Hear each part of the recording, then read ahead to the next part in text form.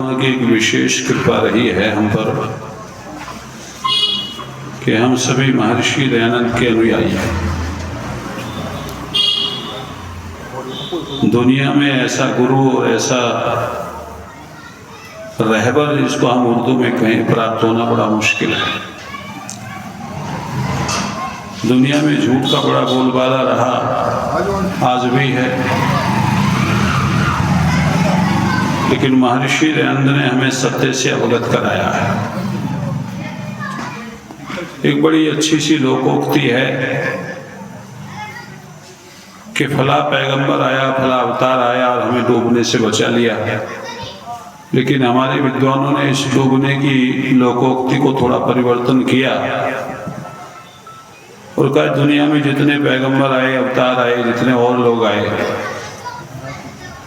उन सब ने तो हमें डूबने से बचाया, लेकिन महर्षि दयानंद ने हमें तैरना सिखाया जिससे हम कभी डूबे ही नहीं। लेकिन ये हम सब की एक परंपरा में शामिल हो जाना चाहिए कि हम सत्य के अनुगामी बने, अपने जीवन में सत्य को धारण करने वाले बने। झूठ का बड़ा भारी बोलबाला है। जिधर भी आप देखिएगा प्रातःकाल जिस समय आप कोई टीवी चैनल खोलते हैं तो चारों ओर कथावाचकों का एक जाल सा बिछा हुआ नजर आता है। कोई चैनल ऐसा नहीं है जिस पर कथावाचक अपनी कथाएं ना कर रहे हों। लेकिन फिर भी इतनी भ्रष्टता है इस देश में, इतना पाखंड है कि हम सब लोग चारों ओर से घिरे हुए हैं इस परिस्थिति को देख करके। और जब तक महर्षि दयानंद के बताए रास्ते को हम लोग स्वीकार नहीं करेंगे तब तक उद्धार होने वाला है। आप कितना भी प्रचार कीजिए, कितना भी प्रसार कीजिएगा, और लोगों के पास में कितना भी कुछ सामग्री आपको देने को हो, लेकिन जब तक महर्षि दयानंद के उस मार्ग का अनुसरण हम नहीं करेंगे तो हम गंतव्य को प्राप्त नहीं कर पाएंगे जहां हमें जाना है, जो हमारा टारगेट है, जो हमारा लक्ष्य है। पहली बात तो यह है कि दुनिया का कोई भी विद्वान हमें लक्ष्य की ओर अग्रसरित नहीं कर सकता है, लक्ष्य की ओर नहीं भेजता है हमारा लक्ष्य क्या है। न तो उनको पता है लक्ष्य क्या है और न वो अपने शिष्य को बता पाते हैं कि हमारा लक्ष्य क्या है। यहाँ बड़ी बड़ी इमारतें खड़ी करना ये हमारा लक्ष्य नहीं है। जीवन यापन एक झोपड़ी में भी किया जा सकता है, जरूरी नहीं है कि व्यक्ति महल में ही जीवन यापन करता हो। बहुत सी औलादों को, पुत्र पौत्रों को पैदा करके भी हमारा लक्ष्य पूर्ण नहीं हो पाता है। दुनिया में जिसके पास बहुत ज्यादा संतानें हैं वो भी दुखी है, और जिसके पास एक है वो भी दुखी है। बैंकों में धन जोड़ करके भी रखने से हमारा जो है लक्ष्य प्राप्त नहीं होगा। भाइयों से झगड़ा करके लक्ष्य प्राप्त नहीं होगा। बहुत विचार करना पड़ेगा। लेकिन पहली बात यह है कि पहले लक्ष्य को जान लें आप, हमारा लक्ष्य क्या है। कितने लोग हैं जो लक्ष्य को जानते हैं? आप आए हैं क्या खेती करके मर जाना, नौकरी करके मर जाना, ये लक्ष्य रह गया? मैंने एक गजल लिखी थी, उसकी 2 लाइनें आपको पेश कर रहा हूं। उन 2 लाइनों में बहुत कुछ है, बस समझने के ऊपर फेर है। गजल की वो शेर है, लोग घर से दफ्तर, दफ्तर से घर जाते हैं। एडवोकेट साहब, लोग घर से दफ्तर, दफ्तर से घर जाते हैं, बस इसी चहलकदमी में मर जाते हैं। इसमें जितनी गहराई भरी पड़ी है ना इन 2 लाइनों में, आप यदि विचार करके देखें, क्या हमारा इतना ही लक्ष्य है कि घर से दफ्तर, दफ्तर से घर जाएं और बस इसी अवस्था में अपने आप को जो है इस दुनिया से छोड़ के चले जाएं? ये लक्ष्य हमारा नहीं है। लक्ष्य कुछ और है। उस लक्ष्य को हमने न तो देखा, न सुना, न जानने का प्रयत्न किया। देखा सुना होता तो जानने के लिए प्रयत्न करते, किसी ने बताया भी नहीं। हमारा लक्ष्य केवल राम की कथा सुनना नहीं है। हमारा लक्ष्य केवल भागवत का प्रचार प्रसार करना, सिरों पर घड़े रख करके पूरे गांव का चक्कर लगाना, ये लक्ष्य नहीं है। लक्ष्य को जाना नहीं और हम लोगों ने ये आडंबर खड़े कर दिए अपने घरों में। और क्या यही लक्ष्य है? क्या इससे मोक्ष प्राप्ति हो जाएगी? नहीं होगी। जन्म मरण के चक्र से छूटेंगे? नहीं छूटेंगे। यदि यही स्थिति रही होती तो भगवान राम इस काम को करके सीता को वापस ले आते। यदि भागवत सुनकर के कार्य चलना था, घंटी बजा करके कार्य चलना था, तो कृष्ण इस बात को ना करते, वो महाभारत का युद्ध ना करवाते, घंटी बजा करके पूजा अर्चना करके पूरा कर लेते।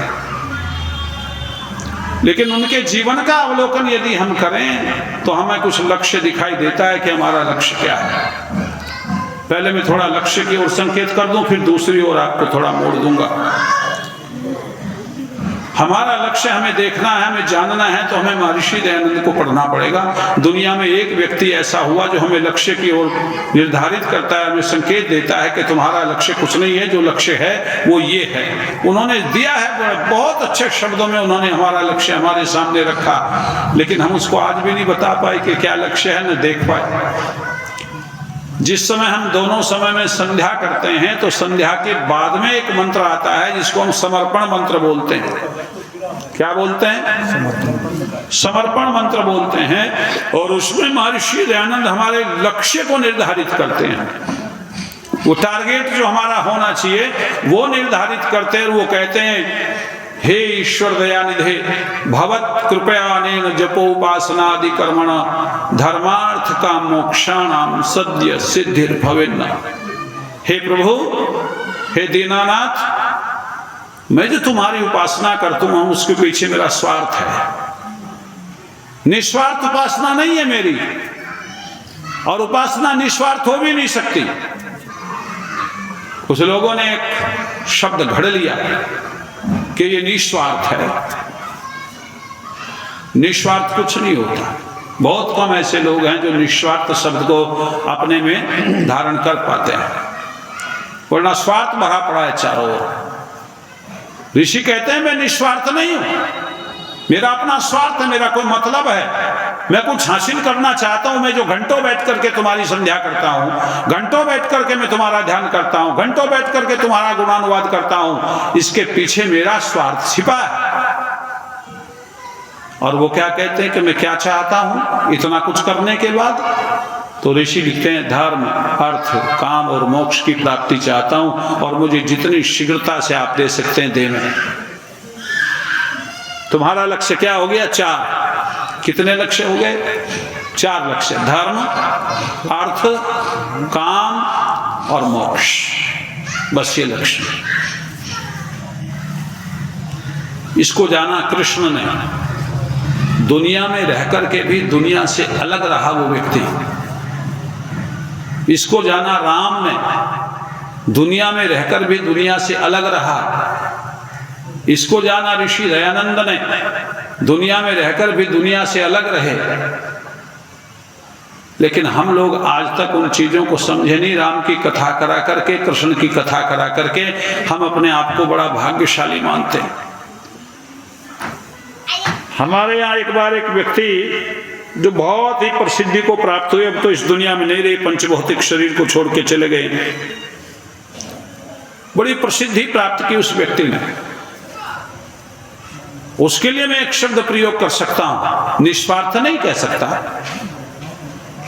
लेकिन उस व्यक्ति को लोभ नहीं था। लोभ से परे था वो व्यक्ति, इतना मैं उसके लिए बोल सकता हूं। अनपढ़ था, कुछ पढ़ा लिखा नहीं था। और आप लोग भी शायद जानते होंगे सब, बाबा बंसी वाले कथाएं करवाता था, चारों ओर भंडारे देता था, ये उसका काम था। यमुना के ऊपर भी उसने एक भंडारा दिया था बहुत पहले। एक बड़ा भारी यज्ञ हुआ, बड़ा भारी एक यज्ञशाला बनाई गई, करोड़ों रुपए खर्च हुए उसमें, और उसमें 101 यज्ञ कुंड बनवाए गए थे, और उसके ऊपर सारे यजमान बैठाए गए। लेकिन वहां भी एक समस्या पैदा कर दी कि उसके अंदर भी कोई स्त्री नहीं जा सकती थी। तो मैं भी देखने के लिए गया। कुछ लोगों के लिए एक विशेष व्यवस्था बनाई गई थी कि वो जो वेदी थी, यज्ञशाला, उसके चारों ओर एक सड़क का निर्माण किया गया था।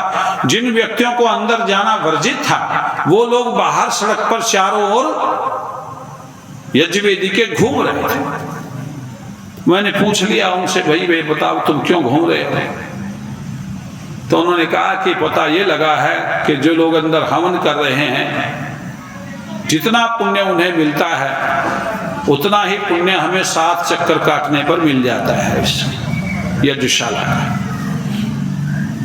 मैंने हंसते हुए कहा, एक व्यक्ति पढ़ रहा है विद्यालय में, बच्चा, और एक विद्यालय के चक्कर काट रहा है, पास कौन सा होगा? जो चक्कर काट रहा है, जो चक्कर काट रहा है बाहर वो हो जाएगा पास? नहीं होगा ना। जो पढ़ रहा है, मेहनत कर रहा है, वो पास होगा। यही हाल इस इंद्रोड का है।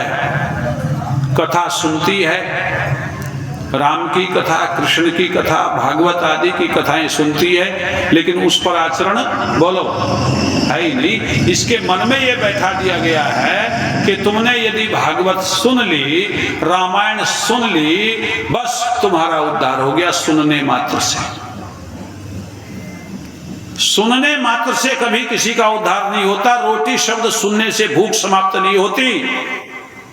रसगुल्ले शब्द सुनने से और देखने मात्र से भी भूख समाप्त नहीं होती। जब तक खाओगे नहीं। हमारी स्थिति वही बन गई है कि बस हमें किसी ने बताया और हमने आचरण कर लिया, अपने आप इस पर कुछ भी ध्यान नहीं दिया। हमने ना भगवान कृष्ण के जीवन से कुछ सीखा, ना भगवान राम के जीवन से कुछ सीखा। हम यदि बता रहे हैं, हम यदि सिखा रहे हैं, यदि कृष्ण के जीवन को आप पढ़ रहे हैं तो किस लिए पढ़ रहे हैं? कारण क्या है? कृष्ण का जीवन पढ़ने से हमें कुछ मिलता है, पता लगता है वो व्यक्ति कैसा था, उसके अंदर क्या क्या गुण थे। लेकिन वो गुण नहीं चाहिए हमें। हमें क्या चाहिए? उसके जो अवगुण हमने बताए हैं वो तो हमने स्वीकार कर लिए। माखन चोर था, वो स्वीकार कर लिया हमने। क्यों जी? माखन चोर था। गोपियां नचाता था, ये भी स्वीकार कर लिया, क्योंकि इसमें आनंद है नाचने में। हम भी नाचे, वो भी नाचे, सारी दुनिया नाचे। लेकिन जो अच्छाइयां थी वो हमने प्रकट नहीं की। बस ये हमारी सबसे बड़ी गलती है, ये बताया ही नहीं। न तो उन लोगों ने बताया जो व्यासपीठ पर बैठते हैं, और न उन लोगों में से कोई पूछने के तैयार है जो नीचे बैठ करके सुन रहे हैं। उनके अंदर तो ये भर दिया गया उनके दिलो दिमाग में कि सुन लो, बस कथा हो रही है, भगवान कृष्ण का जन्म और भगवान कृष्ण की पूरी लीलाएं आपके सामने रखी जाएंगी और आपको जो है स्वर्ग मिल जाएगा, आपको सुख विशेष मिलेगा। लेकिन ये पता नहीं कि सुनने से कुछ होने वाला नहीं, जब तक सुनने के बाद उस पर आचरण नहीं किया जाता है। क्या थे भगवान कृष्ण, थोड़ी सी चर्चा करेंगे बस थोड़ी सी देर में, उसके पश्चात वक्तव्य को विराम दे देंगे। पता होना चाहिए आप लोगों को। महर्षि दयानंद को पढ़िएगा, दुनिया का पहला व्यक्ति है जो भगवान कृष्ण को आप्त पुरुष लिखता है। पहला व्यक्ति है दुनिया का, महर्षि दयानंद। उनसे पूर्व और भगवान कृष्ण के उत्पन्न होने के बाद और उनके सारे कार्य प्रणाली के होने के पश्चात भी किसी भी पौराणिक जगत के विद्वान ने कृष्ण को आप्त पुरुष ने लिखा। चोर और जारों का शिखामणि तो लिख दिया, गोपियां नचाने वाला तो लिख दिया, और बहुत सी बातें, बहुत से अलंकार उनके साथ में फिट कर दिए, लेकिन किसी ने इस शब्द का प्रयोग नहीं किया। मेरा ऋषि पहला ऋषि था जिसने कृष्ण को आप्त पुरुष लिखा। और आर्य समाज पर आरोप लगता है कि ये ना कृष्ण को मानते हैं और ना राम को मानते हैं। बताए तो मुझे कोई उठा करके, कोई पुस्तक दिखाए तो सही, किसी शंकराचार्य ने आप्त पुरुष लिखा हो, किसी विद्वान ने आप्त पुरुष लिखा हो। क्यों नहीं लिख पाए? वो इसलिए नहीं लिख पाए कि वो आप्त की परिभाषा नहीं जानते। पहली बात तो ये, आप्त कहते किसे? वो जानते ही नहीं इस विषय को। उन्हें तो और चीजें पढ़ी हैं, 18 पुराणों के विद्वान हो गए वो, लेकिन वेदों का विद्वान कोई नहीं हो पाया उनमें से। दर्शनों को कोई पढ़ नहीं पाया, उपनिषदों के पास तक नहीं फटके लोग। महर्षि दयानंद लिखते हैं आप्त पुरुष हैं, और फिर आप्त पुरुष की परिभाषा करते हुए लिखते हैं, जिस व्यक्ति की कथनी और करनी वेद के विरुद्ध नहीं होती, ऐसा व्यक्ति आप्त पुरुष कहलाता है।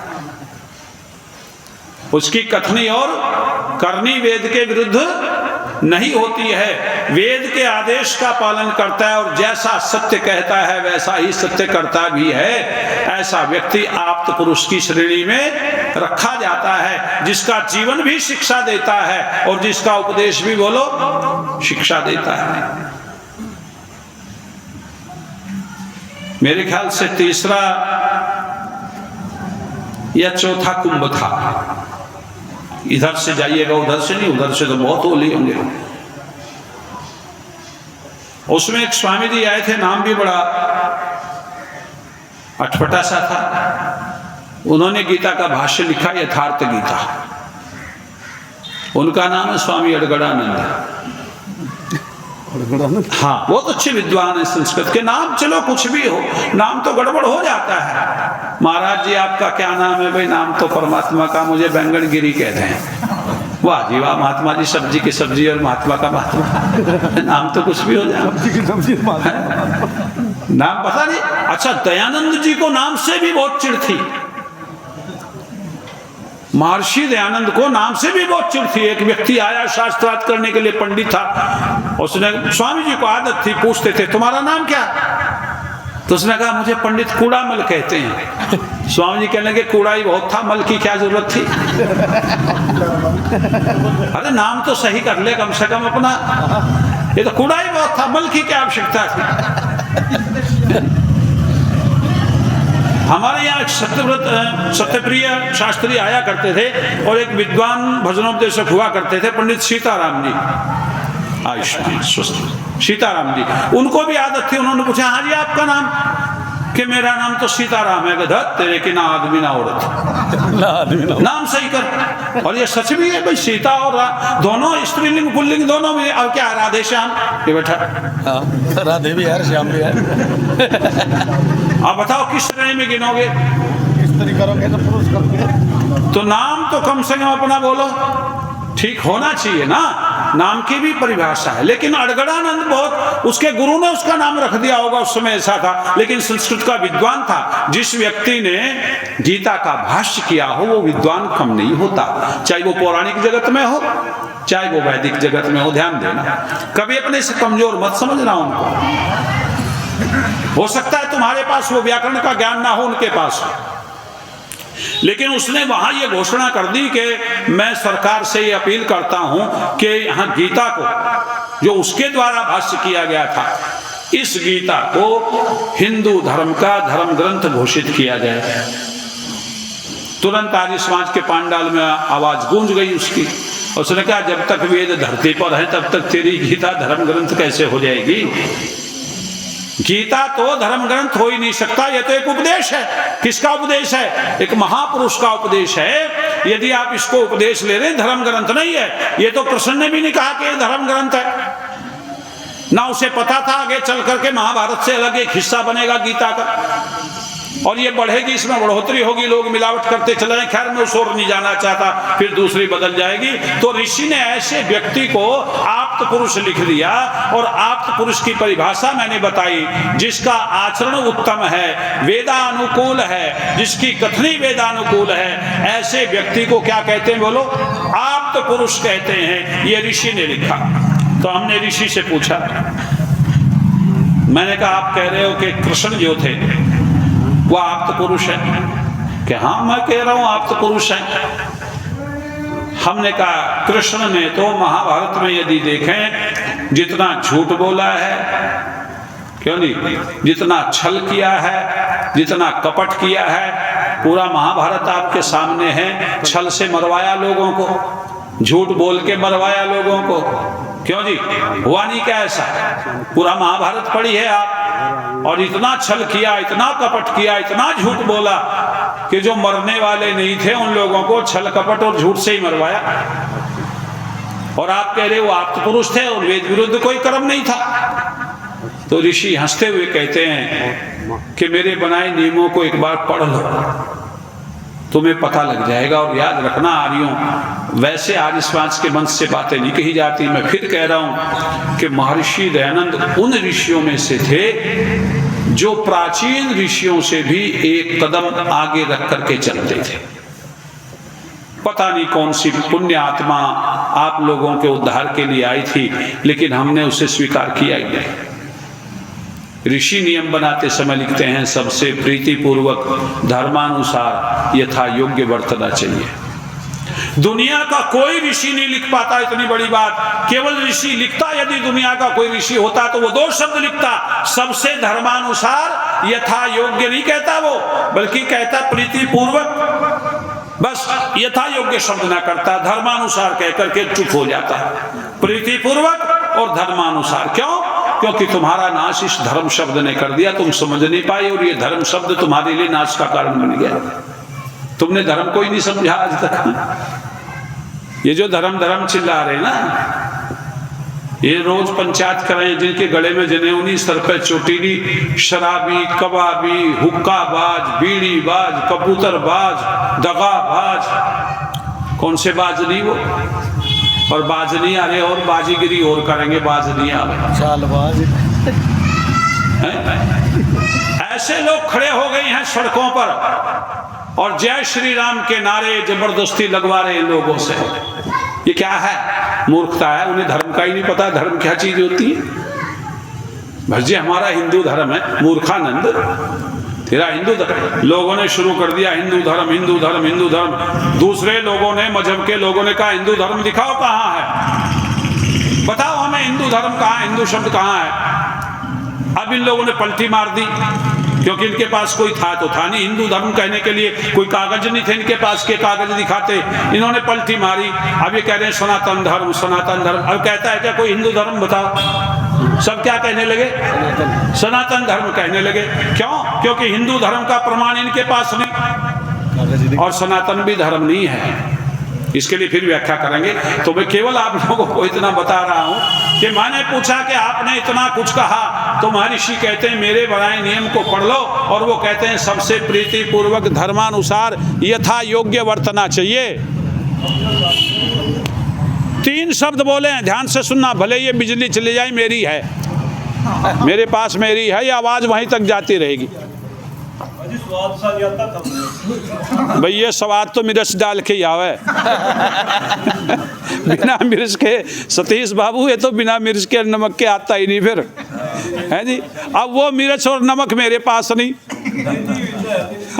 जो उन लोगों के पास में है। खैर चलिए, आप सुनते रहिएगा।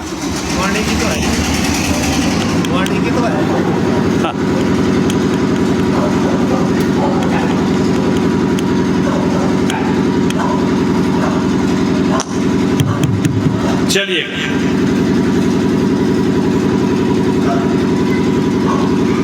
हमारे कहने का सीधा सा मतलब आप लोग समझ लीजिएगा। पहली बात, मैं उसी बात को लेकर के आप पे बीच में पुनः कुछ बातें कहना चाह रहा हूं। कृष्ण को आप तो पुरुष लिख दिया, महर्षि लिखते हैं यथा योग्य, प्रीतिपूर्वक। यथा योग्य शब्द बाद में लिया। ये जो यथा योग्य शब्द बाद में लिया है, ये आज तक दुनिया के किसी धर्म ग्रंथ में नहीं है। ये केवल ऋषि लिखता है यथा योग्य, और किसी ने नहीं लिखा यथा योग्य। आप उसको जो है बर्ताव करें। और यही बात उन्होंने कहां से सीखी? ये जो कृष्ण के चेले हैं ना, जो कहते हैं हम कृष्ण के भक्त हैं, इनके पास एक भी शब्द नहीं है ऐसा। और मैं मानता हूं कि यदि कोई सीखने वाला है तो कृष्ण से सीखने वाले हैं लोग। महर्षि दयानंद ने ये बातें कृष्ण से सीखी। उन्होंने जो यथा योग्य शब्द दिया है वो भगवान कृष्ण की देन है। नहीं तो ऋषि भगवान कृष्ण का जिक्र ना करते, सत्यात प्रकाश में राम आदि का कर देते, किसी का नहीं किया, कृष्ण का किया। तो मुझे पता लगा कि कृष्ण से बहुत निकटता थी महर्षि दयानंद की, और इसीलिए महर्षि दयानंद को लिखना पड़ा कि यथा योग्य व्यवहार करें उसके साथ में। पहले क्या समझाएं? कृष्ण ने क्या किया? पहले प्यार से समझाया। किनको? कौरवों को। क्यों जी? प्यार से समझाया। और फिर क्या किया? धर्म से समझाया। हक क्या कहता है, कानून क्या कहता है, संविधान क्या कहता है, इससे मान लो। जब दोनों नहीं माने तो फिर क्या किया बताओ? फिर वही शब्द आया जो ऋषि लिखते हैं, यथा योग्य शब्द आया। और इसीलिए भगवान कृष्ण ने जो बात की है ना, वो जो छल किया है, वो जो कपट किया है, वो जो झूठ बोला है, वो भगवान कृष्ण की नीतियों में आता है। यदि उससे ये नीति हिंदुओं के राजाओं ने सीख ली होती तो आज तुम्हारी ये दुर्गति बोलो ना होती, जो हो रही है ना तुम्हारी दुर्गति वो ना होती। कृष्ण ने झूठ बोला है, कृष्ण ने छल किया है, कृष्ण ने कपट किया है। याद रखना, एक व्यक्ति ने कृष्ण से पूछा कि तुमने छल किया, कपट किया, धोखे से लोगों को मरवाया है, क्या ये पाप नहीं है? तो भगवान कृष्ण कहते हैं तेरी समझ में कहाँ आने वाला है पाप और पुण्य क्या होता है? कहते फिर मुझे बताओ पाप पुण्य क्या होता है, कि सुनो मैं बताता हूं तुम्हें पाप पुण्य क्या होता है। जो व्यक्ति जैसा व्यवहार करता है उसके साथ वैसा ही व्यवहार करोगे तो बचोगे। तुम धर्म की दुहाई देते रहे और दूसरा अधर्म करता रहा तो तुम जिंदा नहीं बच सकते। याद रखना, ये कृष्ण कहते हैं कि कौरव अधर्म के पक्ष में हैं और पांडव बोलो धर्म के पक्ष में हैं। तो जो व्यक्ति अधर्म का साथ देगा उसे अधर्म से ही मारना पड़ेगा, उसके साथ तो वही अधर्म करना पड़ेगा, तब धर्म जीवित रहेगा। और यदि तुम धर्म को देखते रहे और वह अधर्म करता रहा तो तुम बचोगे नहीं। इसका एक उदाहरण सुन लो छोटा सा। लड़ाई समाप्त हो गई, समाप्त कहाँ हुई? अकेला रह गया दुर्योधन और भागा, वो भाग करके एक तालाब में जाके छिप गया। ये उसको ढूंढते हुए पहुंचे पांचों भाई, बलराम भी थे, कृष्ण भी थे और भी लोग थे। पता लगा कि यहाँ छुपा हुआ है, उन्होंने जाकर के उसको ललकारा। अब जब ललकारा तो वो बाहर आया निकल करके। उसने कहा सुनो, तुम पांचों में अकेला हूं, मैं युद्ध नहीं कर सकता, एक एक आ जाओ, लड़ लो मेरे साथ में। यहां मैं बधाई देना चाहूंगा दुर्योधन को, और यहां मैं थोड़ा बुद्धि का कमजोर समझूंगा युधिष्ठिर को। युधिष्ठिर ये कहता है कि हम पांचों भाइयों में से किसी एक के साथ लड़ लोगे, उसे हरा दोगे तो तुम्हें राज्य देकर के फिर हम वापस चले जाएंगे। ये कितनी बड़ी गलती करती थी उसने। दुर्योधन का मुकाबला तो भीम भी नहीं कर सकता था, भीम में भी हिम्मत नहीं थी कि दुर्योधन का मुकाबला कर सके, लेकिन यहां बहादुरी थी दुर्योधन की। दुर्योधन कहता है मुझे लड़ाई में मजा तो भीम से ही आता है, भीम से लड़ूंगा, तुमसे लड़ूंगा, तुम्हारा क्या है? अब गदा दे दी गई, गदा युद्ध शुरू हुआ तो कृष्ण भगवान और अर्जुन दोनों एक साथ में खड़े थे पास पास में। तो वहां अर्जुन ने पूछा कि इनमें से कौन जीतेगा। अब ये देखना कृष्ण क्या कह रहे हैं, बहुत बारीक बुद्धि का व्यक्ति क्या बात कह रहा है ये देखना। वो कहता है अर्जुन, यदि तुमने धर्म के साथ युद्ध किया, नियम के साथ युद्ध किया तो निश्चित रूप से दुर्योधन जीतेगा। कितनी गहरी पैठ है। अर्जुन पूछता है क्यों जीतेगा? कि इसलिए जीतेगा कि दुर्योधन का अभ्यास भीम से ज्यादा है। भीम अभी तक ठहरा हुआ है तो बल के कारण ठहरा हुआ है, इसके पास दुर्योधन से बल ज्यादा है, अभ्यास नहीं है। ये तो वनों में मारा मारा फिरता रहा और ये राजमहल में रह करके अभ्यास करता रहा, इसलिए अभ्यास ज्यादा दुर्योधन का है। और जिसका अभ्यास ज्यादा होता है वो ताकतवर को भी बोलो हरा देता है। इसलिए अर्जुन ध्यान करना, यदि नियम से युद्ध लड़ोगे, धर्म से युद्ध लड़ोगे तो हारोगे। ये शब्द सुनना था। अर्जुन को दाव पेच याद आए, उसने सोचा भाई ये तो मामला गड़ा, ये तो यदि धर्म से लड़ेंगे तो मरेंगे। तो उसने भीम को ललकारा, भीम अर्जुन ने, और अपनी जंघा पे हाथ मारा। शाबाश, बहुत अच्छे भीम, बहुत अच्छे। अब मोटी बुद्धि का था, तब याद आया कि तैने प्रतिज्ञा कर रखी थी जंघा तोड़ने की, और बस पैंतरा बदलते ही प्रहार कर दिया अधर्म के विरुद्ध। यानी कि अधर्म धर्म के विरुद्ध था, यानी कि यहां से नीचे नीचे प्रहार करना गदा युद्ध में मना होता है। ऊपर ऊपर प्रहार करेंगे तो बलराम बिगड़ गया। बलराम जो है भीम को मारने दौड़ा। खैर वो बातें अगली हैं, कृष्ण ने कैसे उसको समझाया, लेकिन यहां अपनी नीति बता रहे हैं भगवान कृष्ण। कहते हैं यदि धर्म से लड़ोगे तो हारोगे। क्यों? क्योंकि ये व्यक्ति अधर्म का है, इसलिए इसके साथ अधर्म करोगे तो जीतोगे। इसलिए तुम यदि लोग धर्म की दुहाई देते रहे ना, ये जो धर्म की दुहाई दी गई 712 ईस्वी में मोहम्मद बिन कासिम का हमला हुआ इस देश पर। फिर इतिहास को दोहरा रहा हूं आपके बीच में। 712 ईस्वी में 24 वर्ष का मोहम्मद बिन कासिम, 24 वर्ष का नौजवान आपके इस देश में आता है। किस कारण आता है? अल्लाफी जाति के मुसलमान बगदाद के खलीफा से बगावत करके और राजा सिंध की शरण में आ गए थे, जिसको राजा दाहिर कहते थे, सिंध राजा था सिंध का, उसकी शरण में आए बगदाद से चल करके, और उसने उनको अपने पास में रखा। और जब पास में रखा तो जो छोटी जाति के लोग वहां थे उनसे उनके लड़कों के विवाह करा दिए, उस जाति में घर भी दे दिए और अपनी सेना में भी उनको रख लिया। बगदाद के खलीफा ने खत लिखा, मैं ये बता रहा हूं तुमने कितनी गलतियां की हैं, एक गलती बता रहा हूं बस इतिहास की। बगदाद के बादशाह ने खत लिखा खलीफा ने कि ये मेरे मुजरिम हैं, बगावत करके आए हैं, ये मेरे से बगावती हैं, तू इसे मेरे हवाले कर दे। राजा दाहिर कहता है कि ये तो क्षत्रियों का अपना परन रहा है, नियम रहा है, जो उनकी शरण में आ जाता है उसे नहीं देते, मर जाते हैं, लेकिन शरणागत की रक्षा करते हैं, ये तो हमारा धर्म है। वापिस नहीं दिए, मना कर दी। जब अच्छी तरह उनकी पकड़ हो गई राजा दाहिर पर, तो वो जो अल्लाफी जाति के मुसलमान थे उन्होंने फिर खत लिखा बगदाद के खलीफा को। उसने कहा हम तेरे मुजरिम हैं, लेकिन इससे हम उर्जिन होना चाहते हैं, तेरे कर्ज से छूटना चाहते हैं। फिर कैसे करें कि यहाँ सेना भेज दे, ये राजा हमारे कब्जे में, जीत ले इसको जैसे हो। 24 वर्ष का मोहम्मद बिन कासिम चल के आया और राजा दाहिर पर हमला किया। जब पता लगा कि वो सेना लेकर के आ रहा है तो राजा दाहिर ने सैनिकों को कहा तैयारी करो। तो सैनिकों ने, वो तो अल्लाफी जाति के मुसलमान भरे पड़े थे सेना में, उन्होंने कहा नहीं वो हमारा भाई है, हमें पता है, आने दे निकट, हम पता है कैसे लड़ना है उससे, यही कहते रहे। और जब वो मोहम्मद बिन कासिम सेना सहित निकट आ गया तो वो अल्लाह अकबर के नारे लगा करके उसकी सेना में शामिल हो गए। राजा दाहिर को गिरफ्तार कर लिया, सिर काट लिया गया उसका। उसकी 2 बेटियां थी, सूर्या और परमल, दोनों को गिरफ्तार कर लिया। बहुत खूबसूरत लड़की थी और दोनों को बगदाद के खलीफा की सेवा में भेज दिया उसने कि मेरे से बड़ा खुश होगा मोहम्मद बिन कासिम ने ये करके।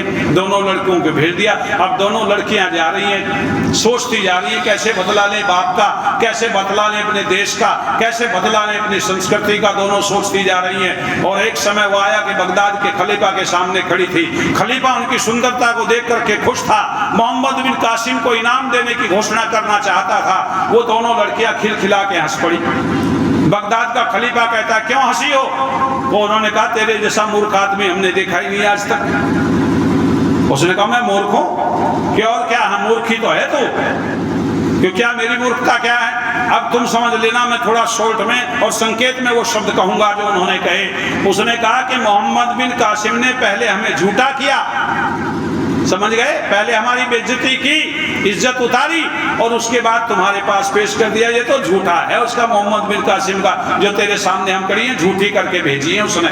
इसमें और गुस्सा आ गया खलीफा को और उसने हबशी सेना को आदेश दिया कि चले जाओ भारत, और जहां भी मोहम्मद बिन कासिम जिस हालत में मिले कुछ नहीं सुनना, एक गाय उसी समय कत्ल करना और उसकी खाल में सील करके उसे मेरे सामने पेश करो।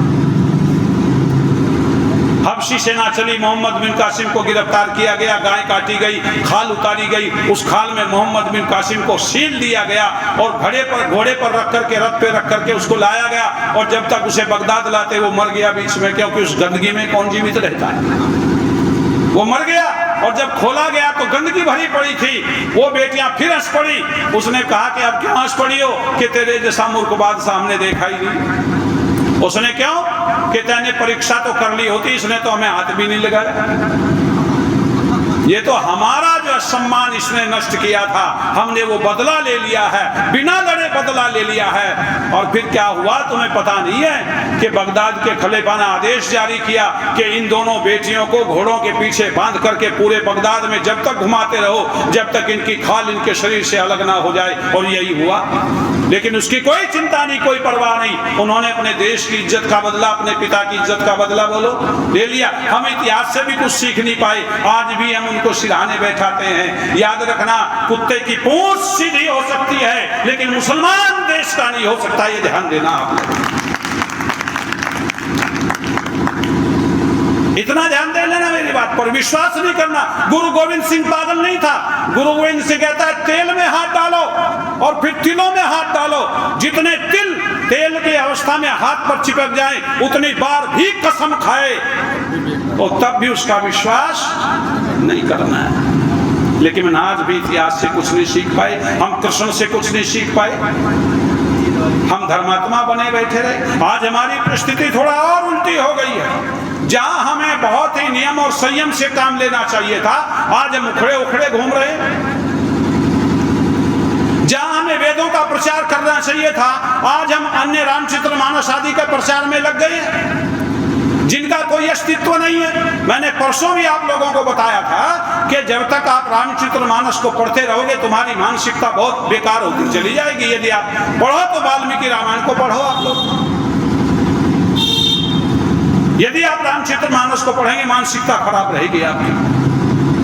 मैं शास्त्रार्थ करने के लिए तैयार बैठा हूं, किसी को पता हो तो आओ मेरे सामने, मैं बताऊंगा कि उसमें कितनी गलतियां और कितनी अच्छाइयां। और हिंदू धर्म को पथभ्रष्ट करने का सबसे ज्यादा यदि किसी का आक्षेप लगता है तो रामचरितमानस पे लगता है।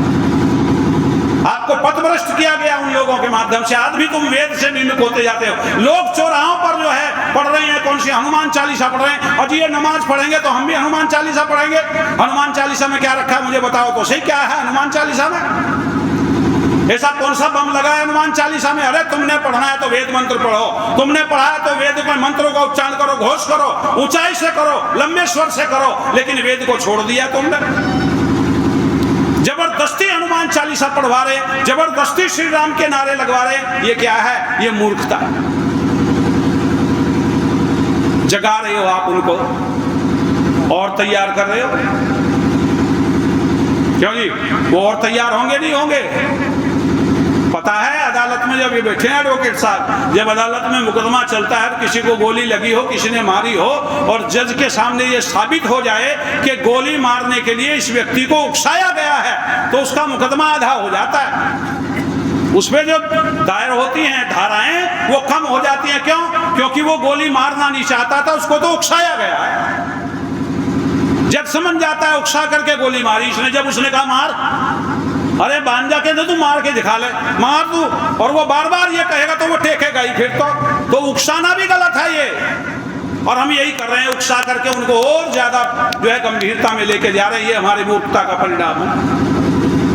कृष्ण से सीखा होता, कृष्ण के जीवन से सीखा होता, कृष्ण ने घंटी नहीं बजाई, कृष्ण ने कोई चालीसा का पाठ नहीं किया, कृष्ण ने कोई और चीजें नहीं कही, उसने हथियार उठाया। और याद रखना, जहां शस्त्र और शास्त्र दोनों मिलकर के चलते हैं, विजय श्री वही होती है। और जहां शस्त्र नहीं होता, शास्त्र होता है, उसको मिटा दिया जाता है। और जहां शस्त्र होता है, शास्त्र नहीं होता है, वो शस्त्र भी नियम के विरुद्ध चलता है, पाप करता है। इसलिए दोनों का साथ साथ चलना जरूरी हो जाता है। एक आदमी के पास में ताकत है लेकिन उसे कानून का पता नहीं है, तो वो क्या होगा बोलो? गिरेगा नहीं गिरेगा? वो पथभ्रष्ट होगा नहीं होगा? और एक व्यक्ति को कानून का पता है लेकिन उसके पास में शस्त्र नहीं है, तो वो भी पिटेगा। और दोनों चीजें साथ साथ हो तो बोलो विजय श्री उसके पास है, उसे पता है इसका इस्तेमाल कैसे करना है। तो कृष्ण इतने बारीक बुद्धि के व्यक्ति थे, उनको पता था कि मुझे किन शस्त्रों का और कैसे कहां प्रयोग करना है, और वो वही किया। एक घटना और सुन लो, फिर वाणी को विराम देना चाहूंगा। बहुत सुंदर सी घटना है, आपको पता लगेगा कितनी बारीक बुद्धि के भगवान कृष्ण थे। विराट नगर में सभा हो रही है, सारे लोग इकट्ठे हो रहे हैं, बलराम भी उपस्थित है, और ये विचार चल रहा है कि युद्ध तो होगा, टाले तो टाले कैसे, करें तो करें कैसे। कुछ राजा पांडवों के पक्ष में थे, कुछ दुर्योधन के पक्ष में थे। तो जब भी कोई बात होती थी युधिष्ठिर के पक्ष में, तो बलराम खड़ा हो जाता था उसी समय सभा में, और वो कहता है दुर्योधन की कोई गलती नहीं है, गलती इसकी है युधिष्ठिर की। जब ये जुआ खेलना जानता नहीं था, ये गया क्यों जुआ खेलने? ये कौन कहता था बोलो? बलराम कहता था। और कई बार ये बात आई, जब भी वो बात आती तभी बलराम खड़ा हो जाता। तो भगवान कृष्ण थोड़ी सी ही काम में इसको समझ गए। उसने कहा युद्ध तो होगा, क्योंकि पता था वो लोग मानेंगे नहीं। कृष्ण ने स्वीकार किया युद्ध तो होगा, और युद्ध हुआ तो बलराम दुर्योधन के पक्ष में जाएगा सीधे तौर पर, वो युधिष्ठिर का पक्ष नहीं लेगा जो यहाँ सभा में उसका पक्ष ले रहा है, जबकि उनका कोई व्यक्ति यहाँ नहीं है। तो फिर ये कैसे ठहरेगा? ये तो उनके पक्ष में जाएगा। और बलराम यदि दुर्योधन के पक्ष में चला गया तो तुम विजय को प्राप्त नहीं कर सकते, इतना ताकतवर था बलराम। तो कृष्ण ने विचार किया इसको कैसे करें भाई। अब वो खड़े हुए कृष्ण, और कहने लगे भाई युद्ध तो होगा, मुझे पता है, मानने वाले तो दुर्योधन आदि नहीं है, युद्ध तो होगा, लेकिन मैं एक घोषणा करता हूं कि युद्ध में भाग लूंगा लेकिन शस्त्र नहीं उठाऊंगा। खड़ा होकर के वहीं बड़ी सभा में घोषणा कर दी। तो बलराम खड़े हुए, बलराम ने पूछा लड़ोगे नहीं किसी की तरफ से? उसने कहा लड़ने की तो बात ही नहीं रही, जब मैं शस्त्र नहीं उठाऊंगा तो फिर लड़ूंगा क्यों? हाँ, युद्ध में भाग लूंगा। तो बलराम कहते हैं ठीक है, तुम शस्त्र नहीं उठाओगे, लड़ोगे नहीं किसी की तरफ से, तो हम तीर्थ यात्रा पे जा रहे हैं। अच्छा बताओ, एक महान योद्धा को समाप्त कर दिया, थोड़ी सी देर में चित्त कर दिया उसने, उसको छोड़ा नहीं, वो चला गया, जिंदा तो रहा, याद रखना, लेकिन वो लड़ने की स्थिति में नहीं रहा। इतनी बारीक बुद्धि का व्यक्ति, और उसको इतने लाछन लगा लगा करके आप लोगों ने बढ़िया बना दिया है। राम के ऊपर किसी ने लाछन नहीं लगाए, कृष्ण के ऊपर जिसने भी लाछन लगाए सारे हिंदुओं ने लगाए, किसी और ने नहीं लगाए। महापुरुषों से जो सीखना चाहिए था वो नहीं सीखा, अपने वो आपसे जो है और लाछन उसके ऊपर लगा दिए हैं। तो भगवान कृष्ण से सीखा किसने? मैं मानता हूं केवल एक व्यक्ति हुआ, और वो हुआ महर्षि दयानंद। उसने सीखा और उसने केवल यही कहा कि भगवान कृष्ण यही कहते हैं कि पहले प्यार से समझाओ। दुर्योधन को प्यार से नहीं समझाया क्या? पहले प्यार से समझा, दे दे, इनका भी हक बनता है, वो नहीं माना। फिर अंततो गत्वा कहते हैं अरे 5 गांव ही दे दे तो छोड़, एक बात एक तरफ हो जा। ये क्या था? ये धर्मानुसार था, भाई कुछ नहीं देता तो 5 दे दे। दुर्योधन ने कहा सुई की नोक भी नहीं दे सकता, उसके बराबर भूमि नहीं दे सकता। उसने कहा फिर तैयारी कर। बाद में ये क्या होता है? फिर यथा योग्य टिट फॉर टैट, जैसे को तैसा। इसलिए आपको कह रहे हैं आप अपने इतिहास को पढ़ें, अपने पूर्वजों के जीवन परिचय को पढ़ो। यदि आप अपने पूर्वजों को छोड़ दोगे तो परंपराओं से जो है खत्म हो जाओगे, तुम लोग समाप्त हो जाओगे। और यदि महापुरुषों को पढ़ते हुए उनसे कुछ सीख ले लोगे तो यही बात है। इसीलिए महर्षि दयानंद को लिखना पड़ा कि वो आप्त पुरुष थे। कारण क्या था कि उस व्यक्ति ने झूठ बोला, उस व्यक्ति ने छल किया, उस व्यक्ति ने कपट किया, लेकिन वो अपने स्वार्थ के लिए नहीं किया। ध्यान देना इस बात पर भी, अपने स्वार्थ के लिए नहीं किया, अपने जीवन के लिए नहीं किया, अपने परिवार के लिए नहीं किया, बल्कि किसके लिए किया? अपनी संस्कृति को जिंदा रखने के लिए किया, अपने धर्म को जिंदा रखने के लिए किया, अपनी सभ्यता को जिंदा रखने के लिए किया। और यदि हम लोग भी अपनी संस्कृति और सभ्यता के लिए छल कपट करके ऐसे आताताई को मारेंगे तो उसका कोई पाप हमारे ऊपर लगने वाला नहीं है। जब धर्म पर आपत्ति आती है तो छल कपट करना, झूठ बोलना अनिवार्य बन जाता है। लेकिन हम धार्मिक बने बैठे रहे तो मुंह तो पिटेगा। गांधी जी क्या कहते थे? यदि कोई एक थप्पड़ मारे तो दूसरी गाल कर लो। एक विद्वान कहता है उसने दूसरी पे भी चपत लगा दिया, तीसरी किसकी लावेगा? फिर कहां जाएगा? कहां डूब के मरेगा? इसलिए ध्यान रखो, महर्षि दयानंद को पढ़ लो एक बार, उनका जीवन परिचय पढ़ो, आपको पता लगेगा क्या ऋषि था। कोई शंका ऐसी नहीं छोड़ी उस ऋषि ने जिसका समाधान नहीं किया उस ऋषि ने। इसलिए ऋषि लिखता है वो आप्त पुरुष था। ऐसे आप्त पुरुष जो अपने आप को कुछ नहीं करके गए, भगवान कृष्ण चाहते तो बहुत राज्य के मालिक बन सकते थे। जरासंध को खत्म किया, उसके बेटे को राज्याभिषेक कर दिया। शिशुपाल को मारा, उसके बेटे को राज्य दे दिया। अग्रसेन को मारा, कंस को मारा, अग्रसेन को राजा बना दिया, और उधर युधिष्ठिर को राजा बना दिया। अपने पास क्या रखा उसने? इसीलिए किसी ने लिखा 2 लाइनें सुन लो वाणी को विराम। सदाचार हैवान को इंसान बना देता है, सदाचार हैवान को इंसान बना देता है, माली वीरान को गुलिस्तान बना देता है। हम तो आप बीती कहते हैं, दूसरों की नहीं। त्याग इंसान को भगवान बना देता है, त्याग इंसान को भगवान बना देता है। आइए हम सब लोग अपने महापुरुषों के जीवन परिचय को पढ़ें, उनसे कुछ सीखें और अपने जीवन को बढ़िया बनाएं, उत्तम